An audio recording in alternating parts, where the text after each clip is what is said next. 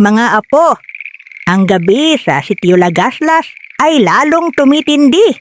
Si Mayumi, ang dalagang minahal ng bayan, ngayoy may tinatagong kadiliman sa kanyang mga ugat.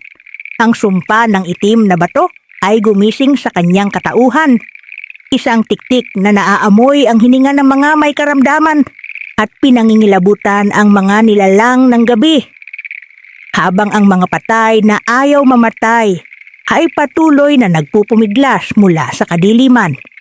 Ang mga taga-Sitio Lagaslas ay nakikipaglaban para sa kanilang huling hininga. Abangan ninyo ang pagpapatuloy ng buhay ni Mayumi bilang isang tiktik.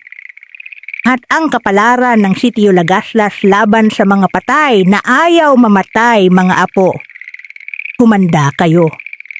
Ang susunod na kabanata ay mas madilim, mas mabangis, at mas nakakikilabot.